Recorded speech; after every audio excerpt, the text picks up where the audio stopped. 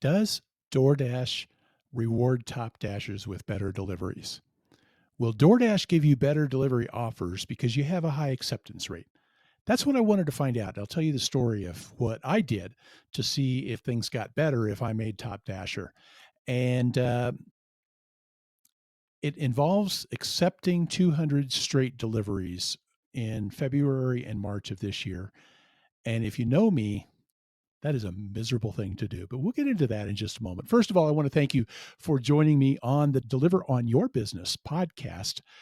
And if you have been listening before, you notice a couple of things. No music starting out. And if you notice me kind of stopping and starting, I'm also trying to do this non-scripted without a whole bunch of retakes or anything like that, which is something very new for me. But I wanted to kind of make it more of a, I guess, of a conversation or something. If you're not previous listener, you may be new to the Deliver on Your Business podcast. And let me just tell you real quick what I'm all about here. The thing is, this podcast is intended for independent contractors in the on-demand delivery space in the gig economy. And we're talking especially for platforms like DoorDash, Instacart, Uber Eats, Grubhub, Shipt, Curry, Roadie, just any of these places where you do deliveries as an independent contractor.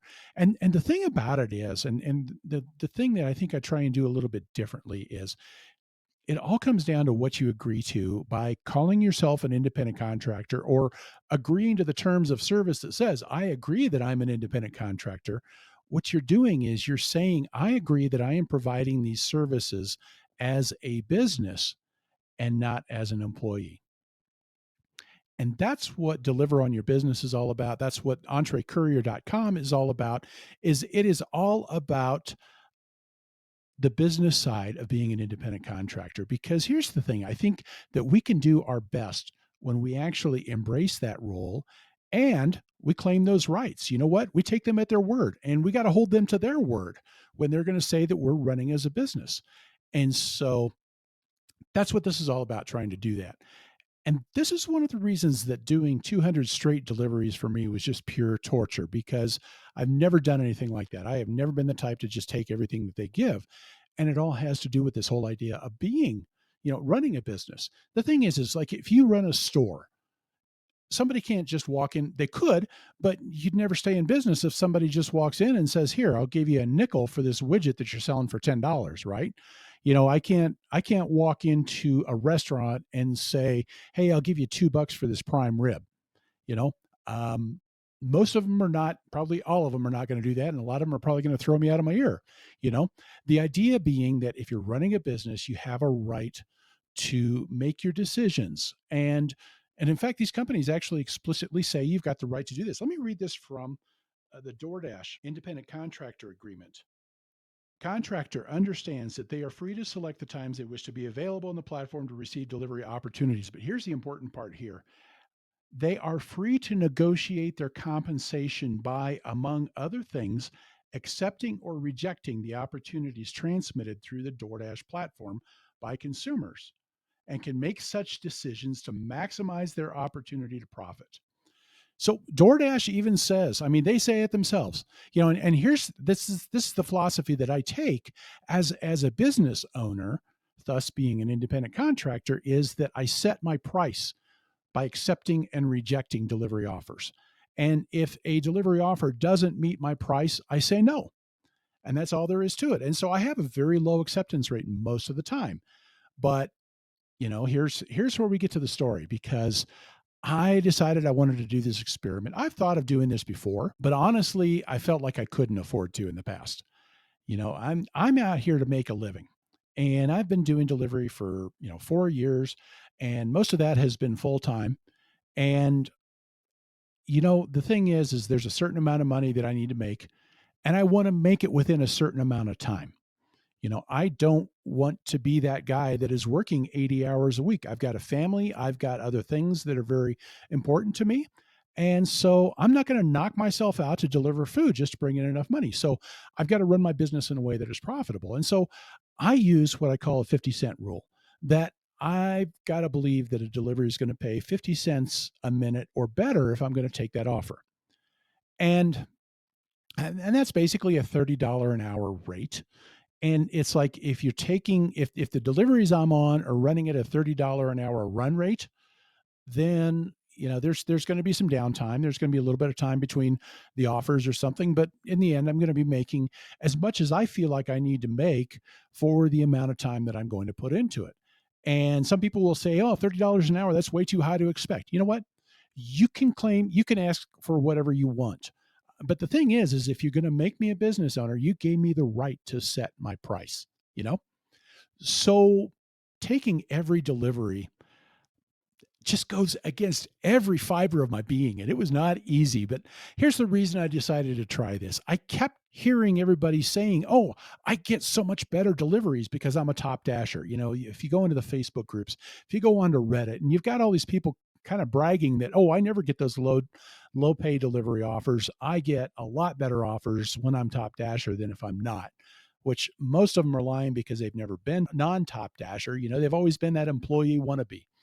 And I'm not saying every top dasher is that, but I've had discussions with some where they say, well, I cherry pick all through the month, and then the last 3 days I just buckle down and accept everything for about 3 days or something, so that I can get my acceptance rate up to 70% and make that top dasher, so that I can get the better offers. And that always baffled me because DoorDash never promised that you get better deliveries. They did not promise that. We'll get into that. They said some things that make it sound like it, but they never promised that they're going to give you better deliveries. And so it's like, why do people believe that? And I'll tell you the truth. I've had a couple of times that I have made Top Dasher in the past. And usually those are times where I'm doing, very high concentration of bike deliveries and in the right areas of town. DoorDash is fantastic with the way that they dispatch the delivery offers to me because they're always sending just very short, very quick deliveries that I can do on a bike. And so my acceptance rate tends to go a lot higher then. But the thing is when I've made Top Dasher, I've always believed that the offers actually got worse and not better. But there's an important word in what I just said there. I said I've always believed. And the thing is all those top dashers that tell you that they get better offers, they believe it. And there's a word here, it's a term called confirmation bias. You're going to notice the things that you want to notice. And if you want to be top dasher or whatever, you're going to believe that you're getting better offers. And if you don't believe that top dasher is any better, then you're going to believe that the offers are actually worse. And so I keep hearing that, but it's like nobody has the data. Nobody has that actual information. Everybody that I've ever heard say it one way or the other, nobody has ever been able to say, and this is how I can tell that it was better. It's just a feeling. And I'm sorry, but feelings don't help a whole lot. They don't really answer that question. And so that's why I decided, okay, I'm going to go out and I'm going to get Top Dasher. And the only way that I could really think of to really compare all of the delivery offers is to actually accept the delivery and complete the deliveries. And, I think I said this already, but in the past, I don't think I could have afforded to do this because the pay is an awful lot less when you do it that way. I can tell you, and even I can especially tell you that now that I've done this. And, the problem is that it was like I didn't want to spend so many hours doing out there and not bring home as much as I should make. And, fortunately, now that the website has grown at entrecourier.com and I get some revenue from advertising and things like that. And so it kind of took some of the pressure off and it allowed me to say, okay, you know what? I can afford to have a couple of crappy months on delivery. And so I can go out there and not worry about what I'm making and maybe have a little more of an objective view of what is it like.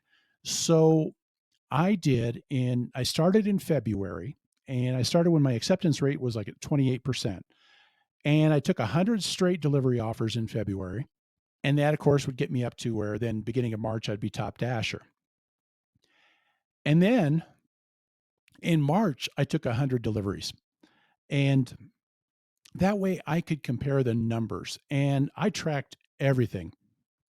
I tracked how much time every single delivery took. I tracked how far I was going. I kept a record of all of the different things that Doordash, said that it was going to be, that it's going to be 3.1 miles, it's going to pay $2.25 or, whatever it is. All of that I've got down on spreadsheets.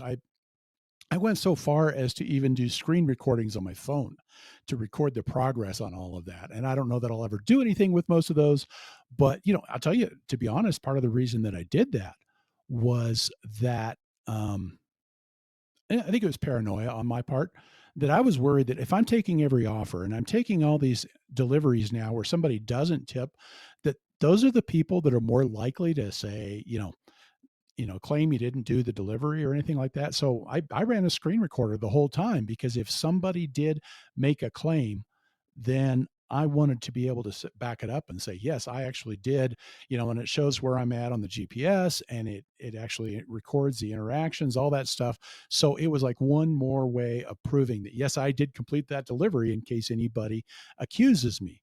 And I had one person that I thought they were going to.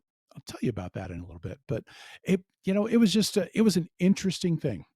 So anyway, I wanted to kind of share just some of my thoughts and some of my experiences and tell you a little bit about what it was like. And the first thing to talk about is just some of the challenges of doing this, especially as somebody who is used to rejecting the crap, that I'm not going to take this delivery.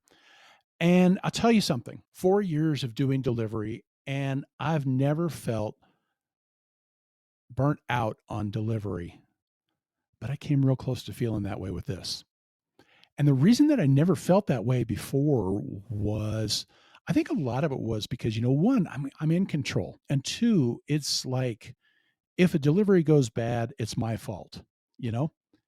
And that's the attitude that I've taken, that if something doesn't go right, if it doesn't pay well enough, it's my fault. And when I take that attitude, one, I'm not feeling bitter all the time. I go onto Facebook and into Reddit, and I just see this toxic bitterness all over the place, that people just despise all of these companies. Now, there's a lot of stuff that DoorDash and Uber Eats and Grubhub and all these companies do that are worthy of being despised, but just like this total bitterness, and it's like everything that goes wrong with their day is DoorDash's fault or Instacart's fault or whoever. And it is hard to spend much time in there, just that total bitterness, because I don't understand it, honestly. I kind of got a little better feeling of how people feel after doing all this. Because here's the thing, if a delivery doesn't pay well enough, that's my fault for making the wrong decision, for not thinking about this or not thinking about that. But I made the decision when somebody throws when DoorDash throws a $10 offer at me, and I say yes, I have already decided that whatever I'm making on that delivery is good enough that I am satisfied with what I'm going to get. And honestly, I don't care whether or not I got a tip. You know, I don't care whether the customer didn't tip. I don't care whether it was $10 that was all from DoorDash, or I don't care if it was just $2 from DoorDash and the customer tipped $8. Honestly, I already made that decision that this is good enough for me, and I stick with that. And so I didn't feel like all that stress or all of that anger over the way that customers were tipping, because it was just essentially, if DoorDash isn't paying well enough and the customer's not paying well enough, then I'm not going to take that delivery. But if I accept that delivery and it was a crappy offer, that's my fault. That's not their fault. I'm the one that was stupid enough to take the offer. And so I've been able to kind of go through all these years of doing delivery without really feeling too stressed out or bummed out by, circumstances of the day. And then I go and I do all this where I'm accepting every offer. And all of a sudden it's like, you know, 14.9 miles. Are you kidding me? And it's like, or, that the very last delivery I got, it was just like DoorDash was trying to challenge me. I don't know if they knew where I was at and I was on, number 100. I don't think I matter at all to them at all. So honestly, I don't know that it was like that, but it sure felt kind of weird, because it was like this offer comes up to pick up from a donut place 11.4 miles for a $4 delivery. And you knew at that distance for $4, that was an awful low amount for DoorDash to pay for that distance. I thought supposedly they were paying more for longer distance deliveries, right? And DoorDash lies about a lot of stuff. But, you knew that the customer wasn't tipping anything. And and it was just like, you got to be kidding me. And I don't know. It's a lot easier when all of a sudden you just kind of put yourself in that position where you got to take everything. It's a lot easier to start to get bitter about what the customer does, or to get bitter about the orders themselves. And it was like, because I was now all of a sudden giving DoorDash control, it really affected my mood. And so I did that first month, and actually it was like in a couple of weeks that I did the first 100 deliveries in February, got that knocked out. And then in March, I couldn't keep going at that same pace. It took me the whole month to get that 100 deliveries in. I just, I took some time off with my wife. We went out of town for a week, and there were several days where it was just like, "No, I'm not going out there." It really changed my whole perception of what delivery was like, and I think that was the biggest challenge. And honestly, here was the other thing. I think that I thought that, maybe the $3 and $4 deliveries didn't bother me as much as the extra long distances. I was driving all over the Denver metro area. I mean, everywhere. And it was just like DoorDash was like, "Hey, we're going to stick you way out in Aurora," which, nothing against Aurora, but it's just so far away from where I'm at. And it was just, I was not prepared for how much extra driving I would do. Now, normally I deliver, it's about 3/10 to 4/10 of a mile per dollar that I earn is about what I average. And all of a sudden, it's more than a mile for every dollar that I've earned. And and especially when gas prices are all of a sudden shooting up, and I'm like, I'm an idiot for doing this right now. Maybe I should stop. But I said, okay, I'm just going to keep going. And so it was different. It was, yeah, I will never do that again, I don't think. And here's the thing, and this is why I wonder if I was just kind of a fool to do this. One, because gas prices going up, but two, because I know that 200 deliveries isn't enough to get any kind of definitive information. For one thing, it's 200 deliveries here in Denver, and there's always different things that can kind of enter into whatever happens and stuff like that. So it's like, you know, am I really going to find out very much? But I decided I'm going to learn more than if I didn't do anything at all. Now, I had, I think, three deliveries that really come to mind. The first delivery was, actually, there were four things that came to mind that just really kind of stood out. The first one was, I didn't make 100%. And I was shot down on that almost right away. It was just like three or four deliveries in. And all of a sudden, my text goes off, "Hey, go pick up here." But it never popped up on the app. And it's like, oh, crap. You know what it's like there with DoorDash. If you deliver DoorDash at much at all, you've had this happen. I'm almost sure that you have, where all of a sudden you get paused for not responding to a delivery offer, even though the offer never popped up on your phone. And I saw that text pop up, and I'm like, oh no. And I actually force stopped the app and then started it back up to see if I could catch it before, that it would pop up maybe. And it just, nothing happened. So I ended up missing delivery. Yeah. But the funny thing is, sometimes that seems to work against your acceptance rate and sometimes it doesn't, because I had a few times that happened. I did have a couple of times that it was like, because I'm doing all this stuff to record everything. I take a screenshot as soon as the offer pops up, and then I mark, what time it is, all that stuff on a little spreadsheet. And I had a couple times where I actually forgot to accept, so I ended up with a 97% acceptance rate. But every time that I actually had it pop up on my screen and everything like that, I did accept. And I completed all of those except for this one delivery. And I don't know. You know what? Maybe I over respond. I got this double order. It was a double stack, two different orders. They were actually two different restaurants. I stopped, pick up from the first restaurant, and then go to the second one. And that second one, I knew I could see that it was a $3 delivery. And so then I walk in, and right as I walk in, I get this text here. And let me find that here. I want to read this. And she texts, "Hello, please text me when you arrive. You will have to call the concierge to let you up to the ninth floor, and then they will key you up to the 42nd floor. And please ask the restaurant for cups and napkins and eating utensils. Thank you." I was like, "I want you to jump through all these hoops. And oh, by the way, I didn't leave you a tip." And I'm already kind of like, oh, I'm so close.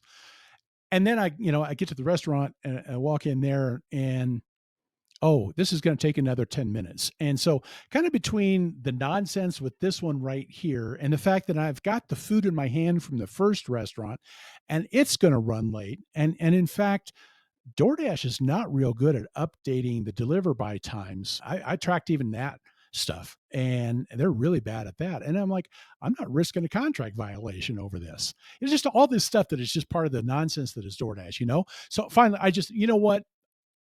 I can't do this. I I unassigned myself from that delivery. So that was one I didn't complete, but I didn't include that delivery into the stats. But it was just, kind of one of those things. And much as I tried, I couldn't get the perfect delivery numbers all the way across the board. And, I even tracked whether or not I was on time or not. And I will tell you that my on time percentage that is on my app is way off and it never changes. I mean, it was like it did bump up for some reason, it had been sitting at 70% and it bumped up to 72 over 200 deliveries where I had better than a 90% on time. And some of the stuff that DoorDash does with the timer, I had one time that I got the order and I've got it all recorded because of the screen recorder and the screenshots, and the deliver by time was something like 10:20, and I get to the restaurant, pick up the food, and as I go to the store or as I head out to the customer, all of a sudden now the deliver by time is 10:12. They backed it up by 8 minutes and the customer was 5 minutes away.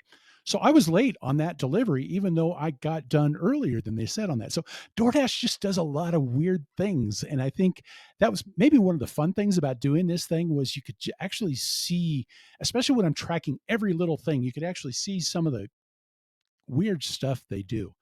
And so and I think I already mentioned like that last trip, the 11.4 mile one, that, 11.4 miles for $4. It took like 45 minutes. I track a stat that I call profit per hour.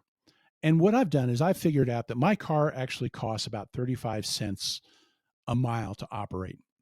And it had been running about 30. And then with the gas increase and everything, it's up to about 35.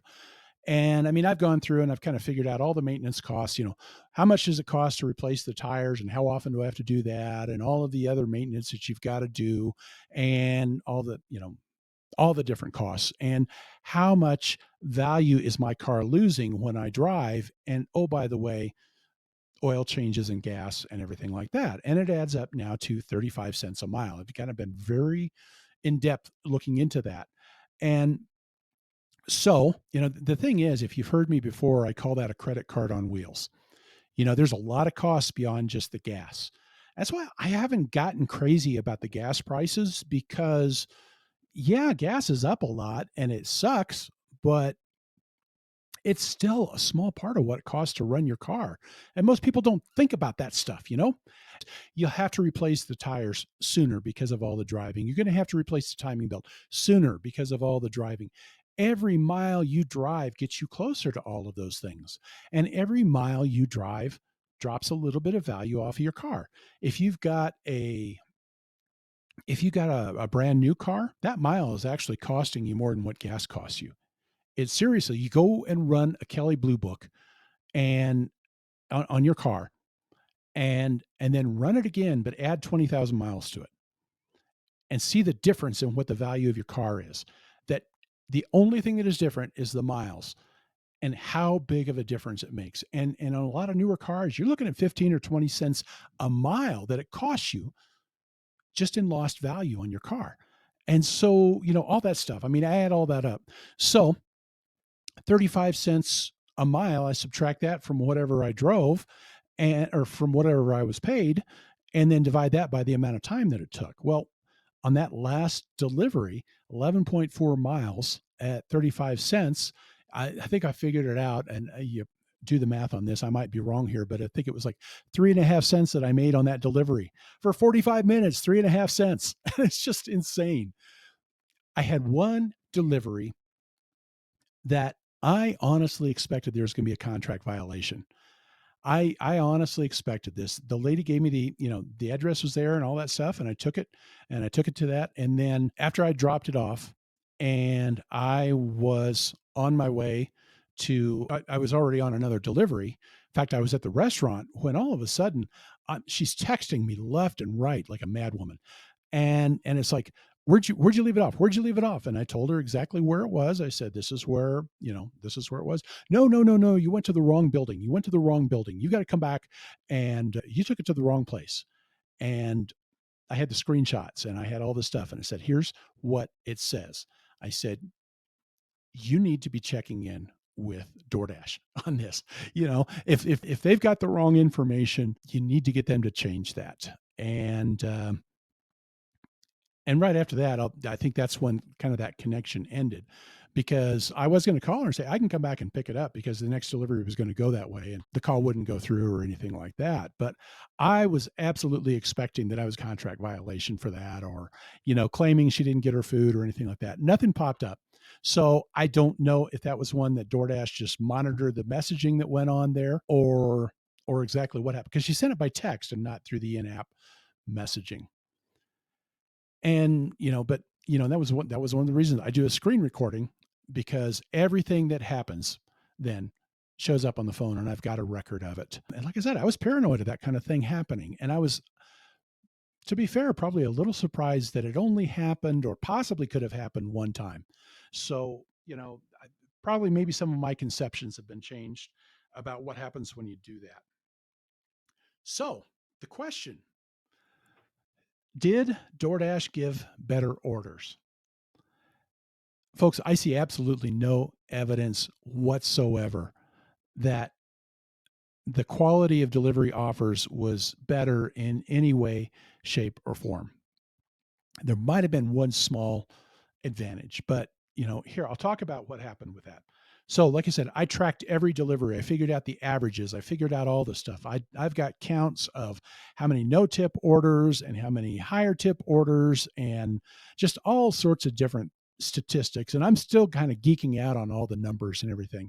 But here's what it came down to. And this is just the delivery time. This was just the delivery time when I was on the delivery. So this is just tracking the delivery itself, and wasn't taking into account like all the deadheading back and all the lost time that comes from some of those long distance deliveries that drop you off far away from being able to get any deliveries anywhere. If you add those in, it gets a lot worse. But in the first 100 deliveries, when I was not a top dasher, my hourly rate was $19.21. After I made Top Dasher, it was $18.76. My profit per hour, the first 100 deliveries, was $14.49. Minimum wage here in Denver is over $15, by the way. So I was actually making less than that. As a Top Dasher, my profit per hour was $13.63. The average amount of time for a delivery was 20.1 minutes as a non-top dasher in February. As a top dasher, the average was 22 minutes. So it took a little bit longer. The average distance of the delivery was 4.5 miles per delivery. And the average distance as a top dasher per delivery was 5 miles. And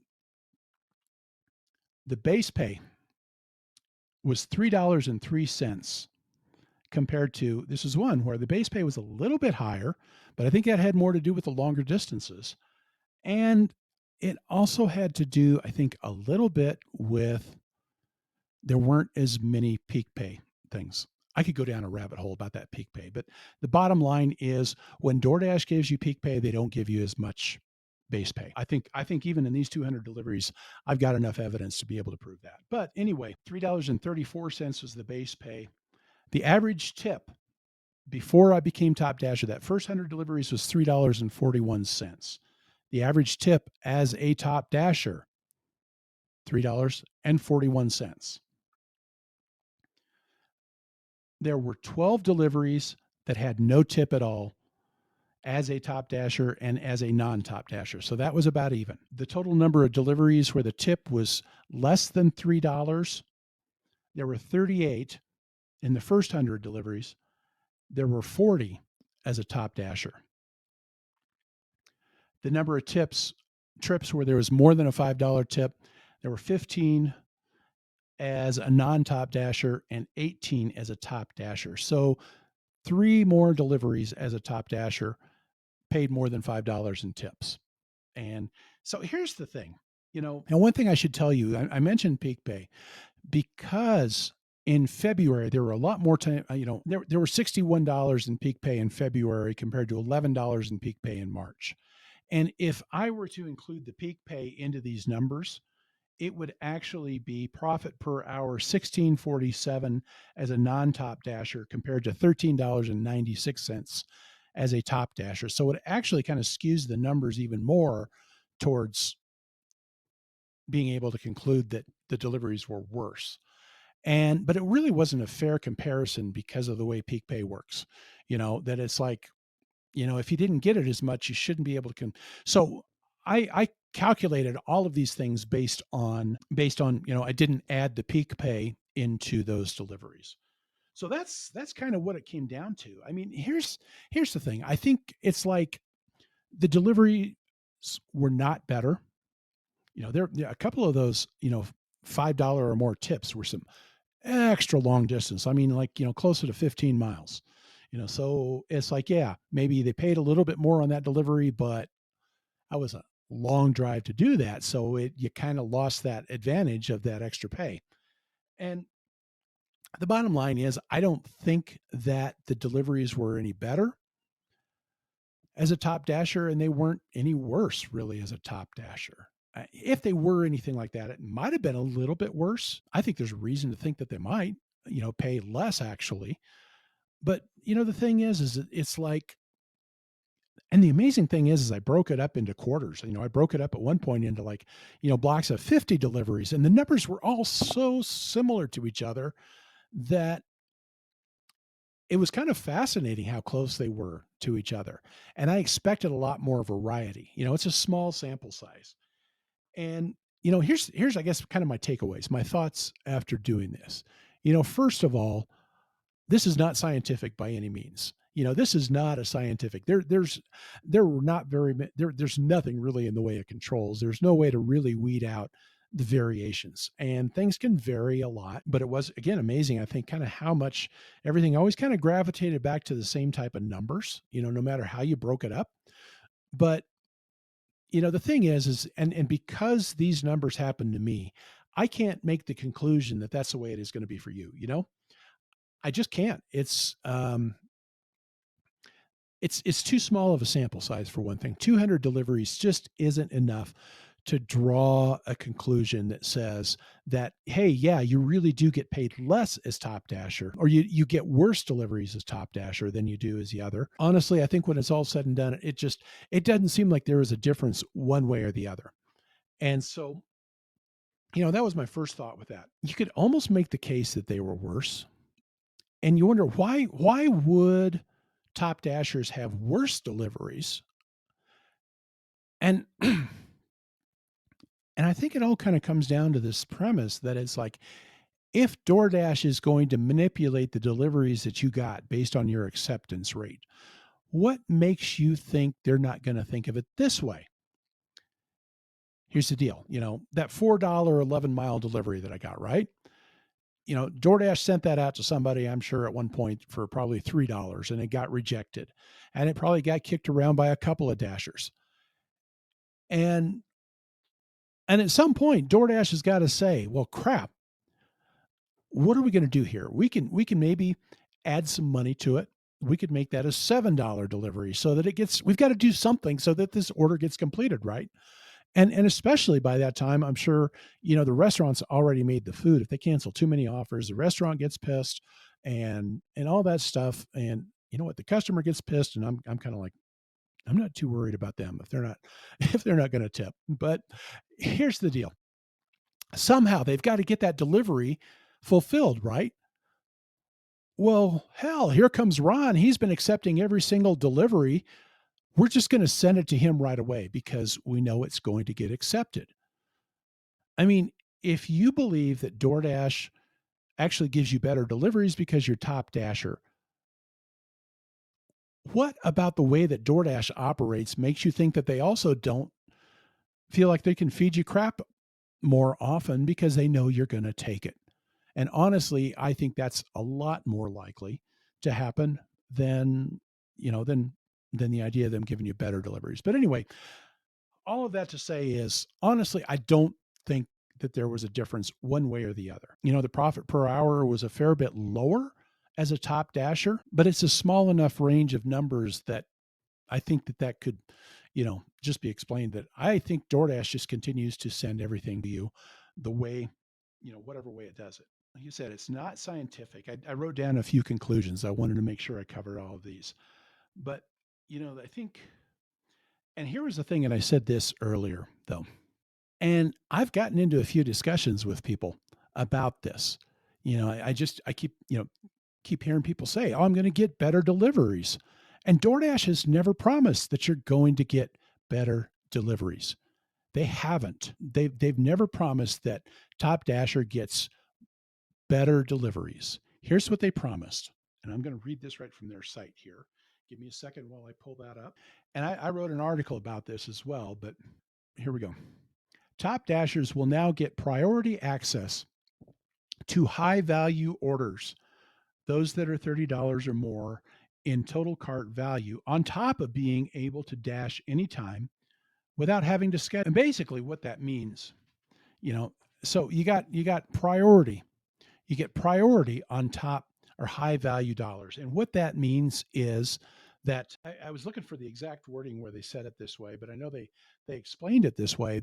And it is basically that it's like if you and another dasher are kind of equally situated, that you know all things are equal, and you're top dasher and the other person is not, they break the tie in your favor on a high value, not a high tip, not a high pay, a high value. In other words, if the customer has paid $30 or more, then you will win the tie over a non-top dasher. Guess what?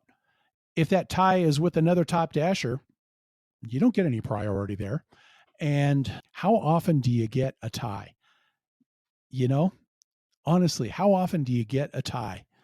And so it's just all of these things like that. But they word it in such a way that in the dasher's mind, it sounds like I'm going to get better orders. No, no, they never said that. They've never said that. All they said is if there's a tie. But here's the thing, they've already promised you that. When they first introduced Top Dasher, they said you just win the tie over a non Top Dasher on any delivery. So even on crappy deliveries, you win the tie. So it's like, it's just, but this is the evil genius that is DoorDash. You know, this is the evil genius of DoorDash in that they know how to say something in just such a way that they really don't offer you anything. They really don't promise you anything, but they've got dashers all over the place believing that they're getting something special that they're not getting. I can't prove that nobody else is getting it because the numbers that I got were only the numbers on my deliveries. So I can't say for sure that, you know, Top Dasher A over in, you know, Eau Claire, is it Eau Claire, Wisconsin? I don't even know if there's DoorDash, and I'm sure there is. It's probably a big enough. Um, I don't even know how I came up with that town, but you know, or Lincoln, Nebraska, or something like that. You know, that they don't get better offers. All I can do is I say I ran the numbers on what I did, and I definitely didn't get better offers. And so, you know, but that's just it. But again, it goes back to that confirmation bias. Why do dashers want to believe so badly that they are getting better deliveries? And I think it's a couple of things. There is something inside of most of us, all of us, where we want to believe that we're doing it just a little bit better than everybody else, you know? And I do that with my 50-cent rule, $30 an hour, 50 cents a minute rule, in that, you know what? I mean, it's something that I feel like I do something that I don't know very many people that are doing, you know, that I look at the time and how much I'm going to make for that time rather than, you know, some very simplistic ideas that some people have out there. And I probably have a little bit of a sense of superiority over that because I feel like I'm doing it better, right? And I feel good about the fact that I do really well when I'm doing deliveries, when I'm making decisions myself. And and we all want to feel that. And what this belief that Top Dasher getting better orders is it plays into that wanting to feel like you found a hack, wanting to feel like you found a way to beat the system. And so and it's an easy way. All you got to do is just accept a lot more orders, you know. You don't have to really do anything special. You don't really have to think that hard. All you got to do is just take the offers that they give you and oh, yeah, well DoorDash is going to reward me. You know, we want that pat on the back. We want to think that they're going to do that. And and I think DoorDash knows exactly what's happening here. And they know that as soon that's why they worded this perk the way they did was because they want people to believe that they're getting something and DoorDash doesn't have to really give anything for it. And it's sad, I think, to a certain extent. And you know, here's I guess kind of my final thoughts in doing all this. Now, the purpose for doing this for me was not to try and say whether or not Top Dasher itself is worth it. For me, there's absolutely nothing that Top Dasher has to offer that I need that will make my business work better. Sorry, I was trying to find some numbers here. You know, there's absolutely nothing about Top Dasher that makes me want to be a Top Dasher with that. You know, I think it was very clear to me that no, the orders are not better. It didn't surprise me at all, but yeah, it's just it was very clear that no, my deliveries were not any better because of being Top Dasher, and none of the other perks really make a difference to me. And the problem is that when my profit per hour is down in the 13s because of taking everything. Now, to be fair, if I had taken 70%, I even, you know, weeded out the worst 30% of deliveries. And at that point, I think it would have brought me to about $18 an hour as profit per hour, which is okay. It's not nearly enough in my mind. It certainly doesn't meet my price.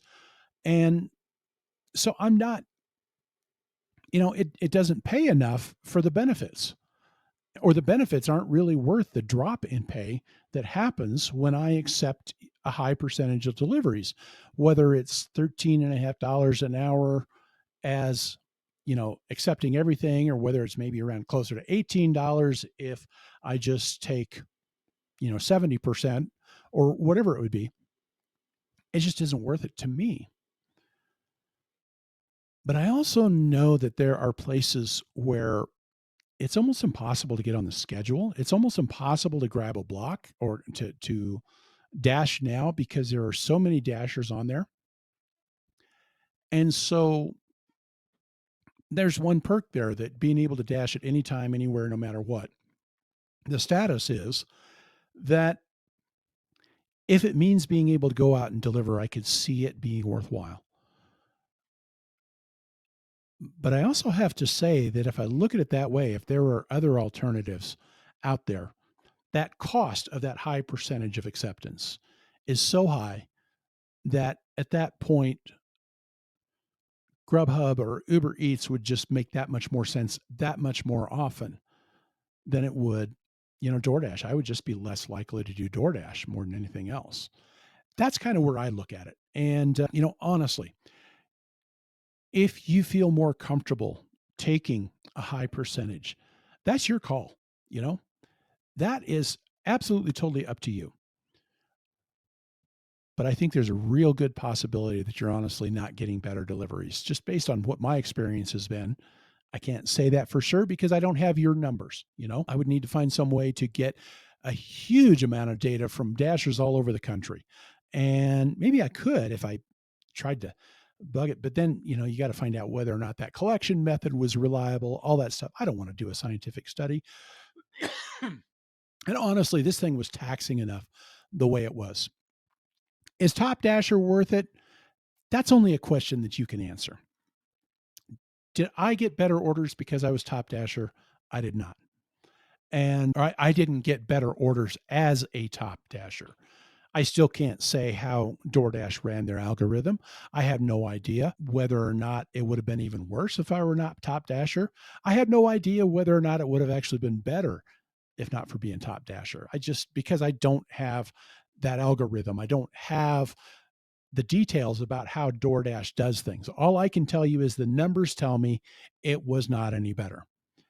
And in the end, it just brings us all back to this whole thing. You got to be your own boss.